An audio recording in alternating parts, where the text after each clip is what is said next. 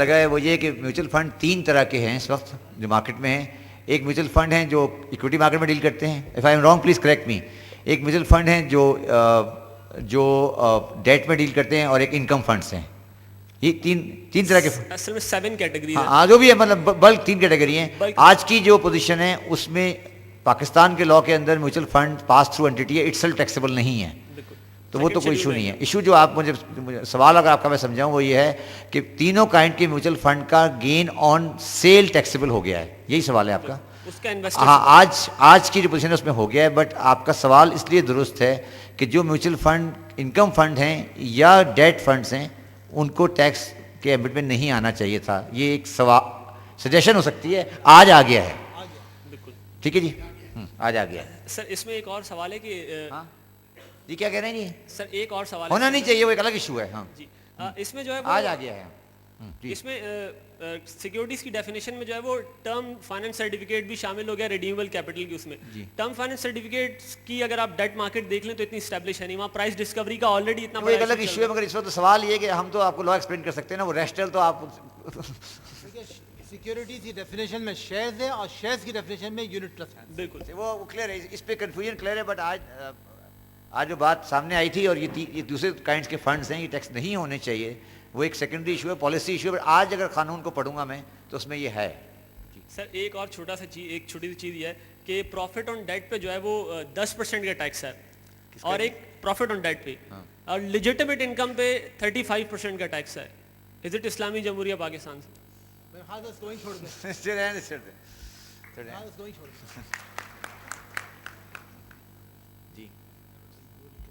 Assalamu alaikum, Akbar Ali here. I would like to ask a question from Mr. Ibrahim Siddharth. As you all spoke about the capital gain tax, I would like to know whether capital losses will be adjustable with it. It will be taxed as a separate block of income.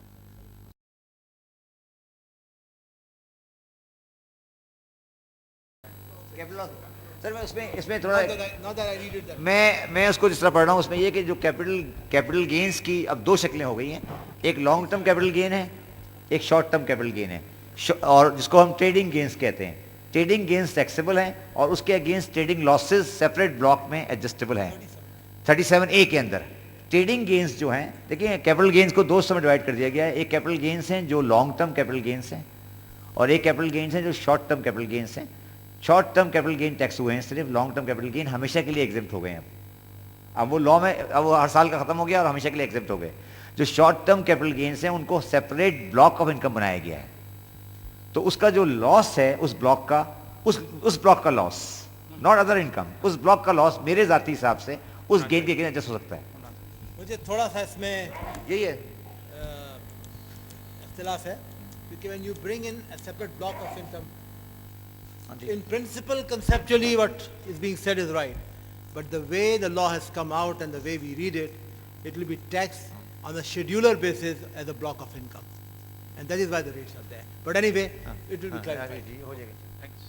Sir मेरा नाम नूर मोहम्मद है। मेरा सवाल sir 147 का है।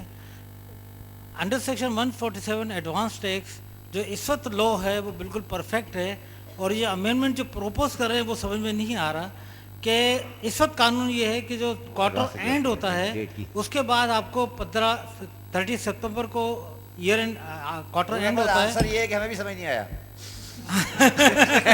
let me admit it.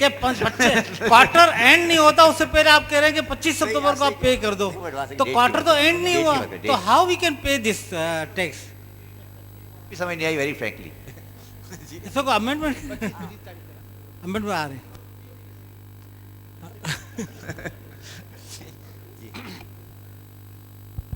My name is Asif Mahmood, and my question is from Masood Naqvi. When you were talking about the economy, you said that federal government is taking borrowings from central bank, and which has breached the limit under debt limitation act, whereas the recent report of State Bank states that it is about to breach. It has not breached yet. Number one. Number two, due to limitation on borrowing from central bank, government is borrowing from commercial banks, which is causing crowding out for private sector and affecting the growth of private sector. What's the remedy then? If we are limiting government to borrow from central bank, the solution is the reduction in government spending.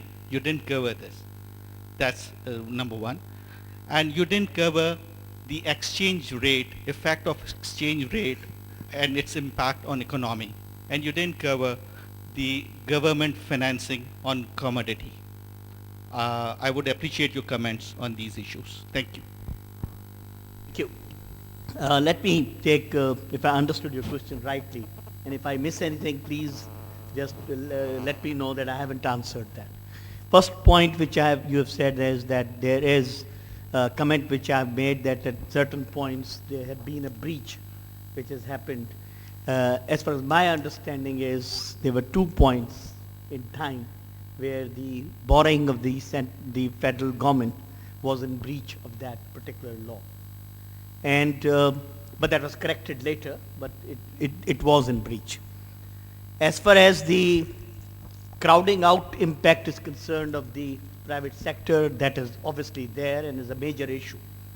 It is a major issue because if the government borrows from the commercial banks and the central bank borrowing, as you know, has been about 178 billion, which is the deficit financing effectively, which has been the deficit financing which has been taken up by the government, and that is printing of notes, and that has been inflationary in its nature in any case.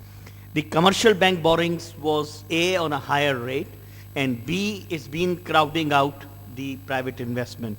It is coincidence that somehow the requirement of the private sector was also a bit limited during this particular period because there was little investment coming from the domestic sector as well as the foreign investor.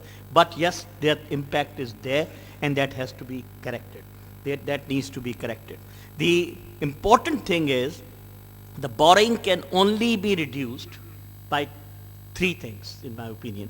One is that you can reduce the government borrowing if you raise more resources. Otherwise, that means the resources of the government, the revenue collected by the government is higher. That is one particular method whereby you can reduce it. The second method is that you cut your costs actually and come up with a situation where you don't have to borrow further. If you are not raising enough revenue, then correspondingly your costs should be rationalized or brought down.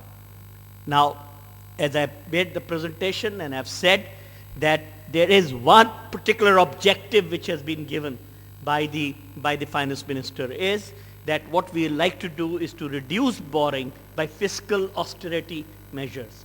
I understand there was already a plan which was approved for overall austerity measures by the government of Pakistan. There is a plan in the 18th Amendment itself which also relates to the number of ministries and number of the ministries, both provinces as well as the federal, not for this particular year but later that has been there. So those all things will have to be done by the government. So the second, as I said, is to reduce your expenditure.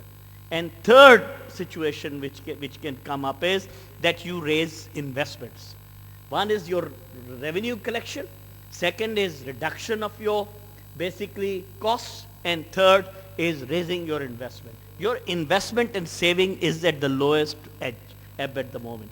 It has gone down actually tremendously this particular year from even the previous year, and that is something a problem. Or 13.5% saving or 16% or 16 point few percent investment is not the type of the thing which we like to see. Basically the saving ratios itself in number of countries in our region are more than 25%.